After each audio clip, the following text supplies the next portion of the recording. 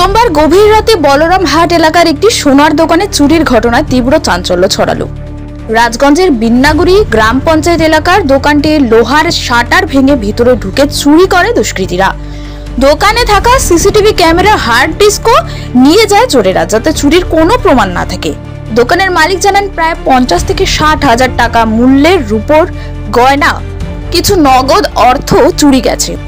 মঙ্গলবার সকালে দোকানে এসে শাটার ভাঙা দেখে হতবাক হয়ে যান মালিক। এরপরই খবর দেওয়া হয় ভোরের আলো থানার পুলিশকে। পুলিশ ঘটনাস্থলে পৌঁছে তদন্ত শুরু করেছে।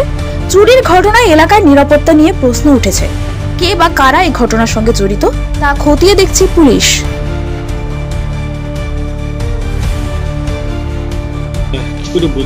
আমাকে প্রায় মোটামুটি 5:30টার দিকে দোকান মালিকের ফোন করে তোমার দোকানটা খোলা। তারপরে আমি এসে দেখি আমার সাথে হয়ে গেছে। তারপরে কি দেখলেন, কেমন কি চুরি হয়েছিল? আর এখানে তো সেরকম বেশি মাল আমি রাখি না, সেটা বিশেষ করে তো রূপার কিছু মাল ছিল, অনেক প্রায় আমার 3,000 টাকা ছিল ক্যাশ দোকানে। সব মিলে টোটালি মোটামুটি 50-60 হাজার টাকার মতো আর কি আমার।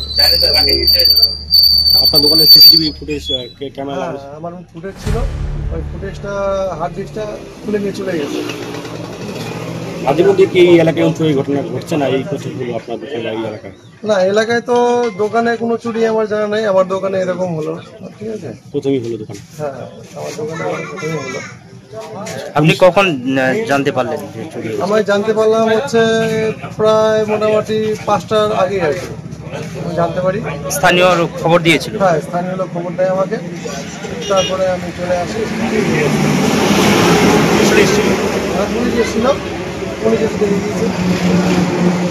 আপনার নাম? আমার নাম সিদ্ধার্থ কর্মকার। এই জায়গাটা কি নাম আছে? এটা বলরামহাট জলপাইগুড়ি।